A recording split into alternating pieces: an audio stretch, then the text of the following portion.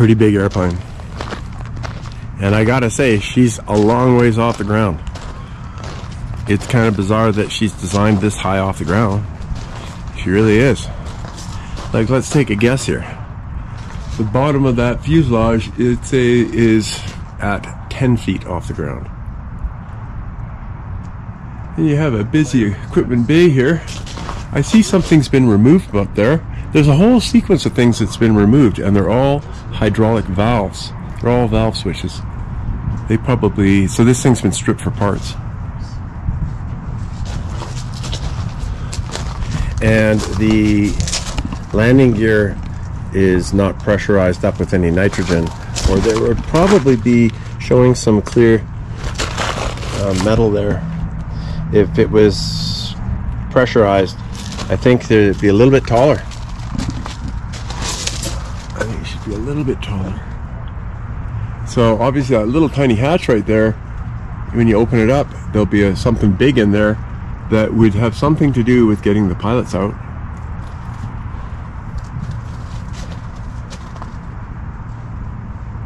All kinds of little hatches and things all over the place. And boy, so you sit here,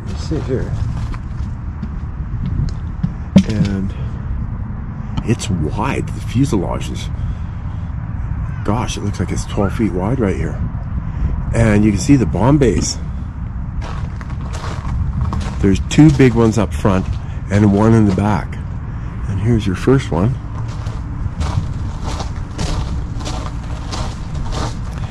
And here's your second one.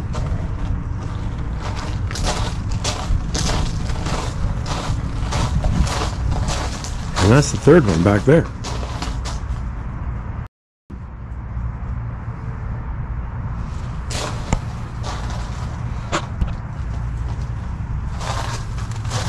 Again, there's no nitrogen pressure in the landing gear system, because I think you would see 8 or 10 inches right here of shiny steel. Shiny steel. Look at this, it's got a little wheel back here in case she kisses the ground, eh? How would this be necessary? Where does this contact? There must be something inside the fuselage that touches when it goes up. And then it would, this is the lock for it right there. Look, it's adjustable, you can move it around a bit. Interesting. You have a vertical hatch on this side and a horizontal on that side, and it gives you all directions of grip. It's a pretty neat little device. Airplanes are always interesting to look at, just always. And this one's big. So the nose gear looks like it's about 40 feet away from me. These tires are pretty near 3 feet high, almost 3 feet high. We're having a look at the brakes here right now. I wonder if these are the actuators of the brakes. I think they are. And I think the pressure comes through there. Yeah, that's the hydraulic brake pressure. It throws those little things. One thing for sure is an airplane this big has got some serious brakes on her. Let's go to the tail.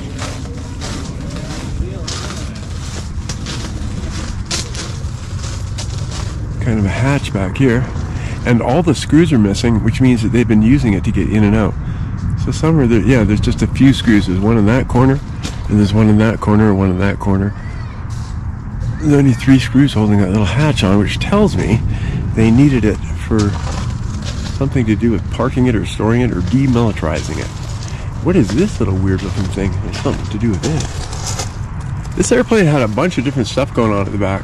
It had like chaff, and there's sensors and things back here. This is a sensor. Don't know what kind, but when you see a bump on the back of an airplane like that, like there's one up there, they're always sensors. And these suckers right there, I'll bet you that's the chaff dispenser. I'll bet you that lets out the chaff, and it provides a really great place for bees to make a home. That bee's heading inside it. There's a bee's nest in there. When you see these things spitting out flares in the back to foil the enemy, that's coming out of those things. This side here has the exhaust for the APU. auxiliary engine, because there is not one on this side. There's only one of those little engines. This back thing, dome, I'll bet you's got a whole bunch of sensors in it, and so does the one up high.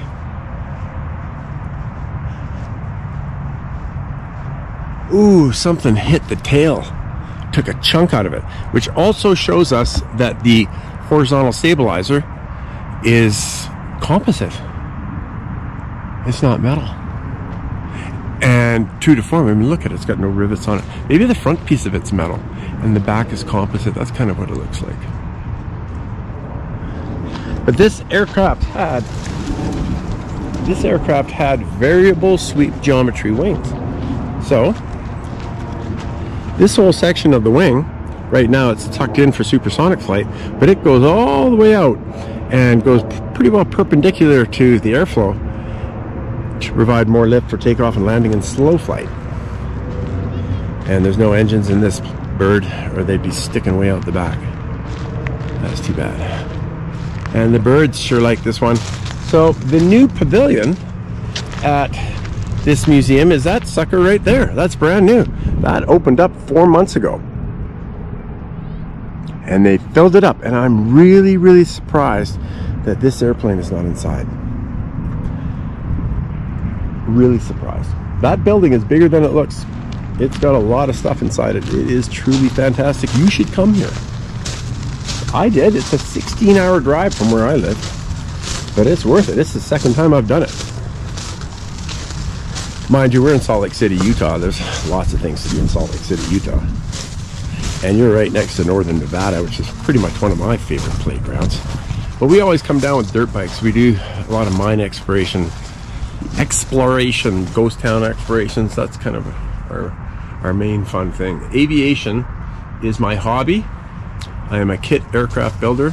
Been interested in planes real big since I was just a little guy. And I still am. I still love them. I love everything about them.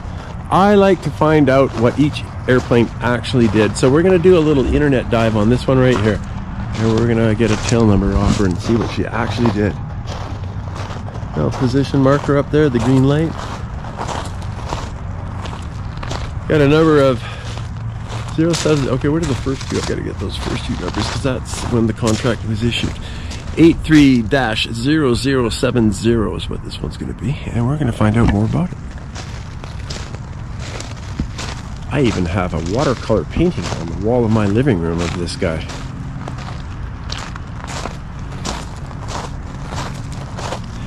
It had a crew of 4.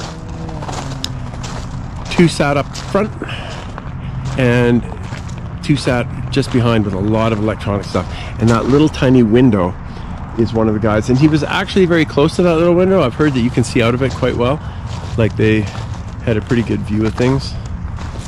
She's got 3 pitot tubes on this side. And what that is you know, these computer controlled aircraft, they need to make sure that their data is perfect. So you bring in, you know, you only need one of those. Most airplanes only have one. A small airplane only has one. But a highly computer controlled airplane has more than one, so that they can check each other. They all have to be in sync for the computers to do their thing.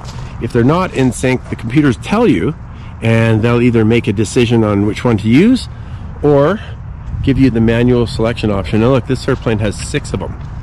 So there's a lot of stuff going on in making this aircraft perfect, in making this aircraft navigate perfect. This is an airplane that took a lot of development. It's a very special airplane. It's a very excellent airplane. Sadly, it's very expensive to operate. So there's not too many around anymore. You don't really need a big bomber too much anymore. I mean, you can just push a button and launch an unmanned and do the same job, and nobody risks their lives. But mostly it goes that way because it's just so much cheaper.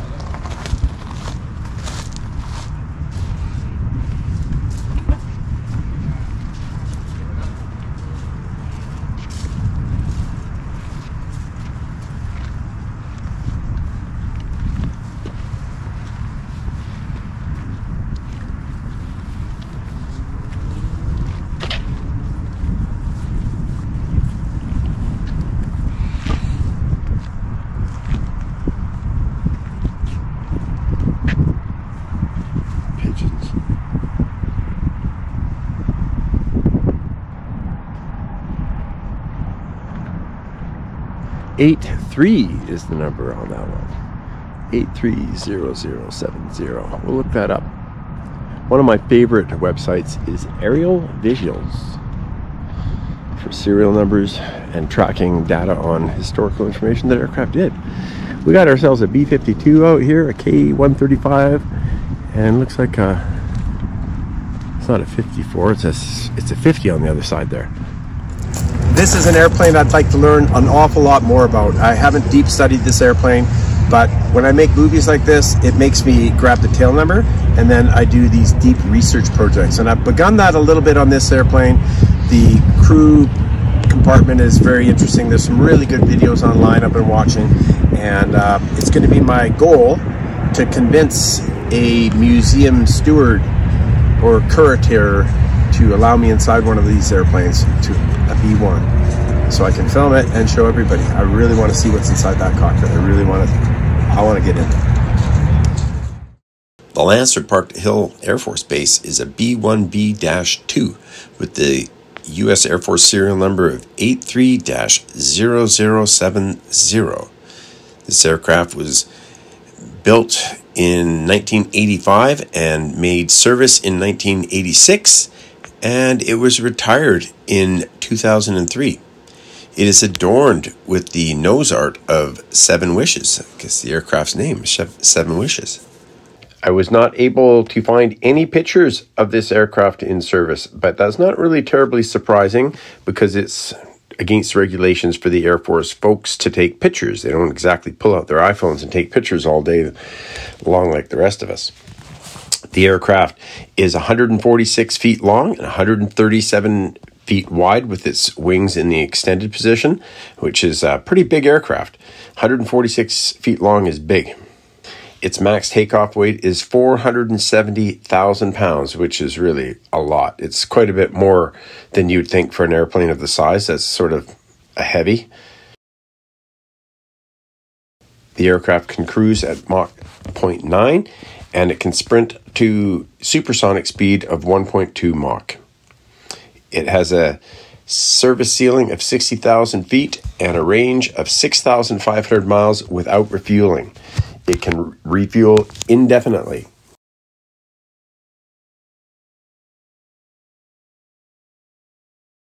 The aircraft can carry 75,000 pounds of bombs, which is even more than the 8-engined B-52. It holds a variety of different kinds of bombs. It can have a rotary launcher and launch cruise missiles, or it can hold up to 84 conventional 500-pound bombs, or 84 sea mines.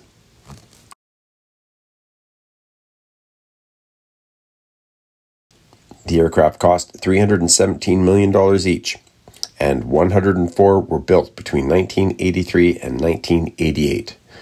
The first batch of them was built in 1974. The program got started at a much earlier time, and they built 4 prototypes that made 70 flights, totaling 378 hours. And it's interesting that their maximum speed was 2.2 Mach, which is quite a bit faster than what they say it can cruise at today. When they built the first 4 prototypes, they just called it the B-1 bomber.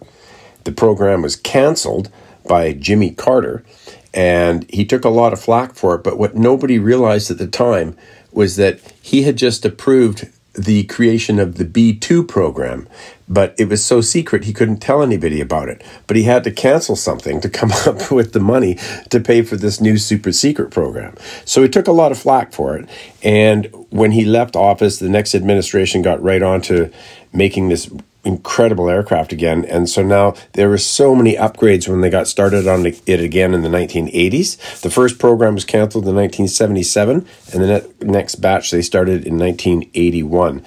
And I believe most of them were built 1983 to 1988. So then they called it the B-1B because there were so many changes in the 10 years since they designed the first one. And that's the airplane that we know today. It is one of the most beautiful big aircraft ever built.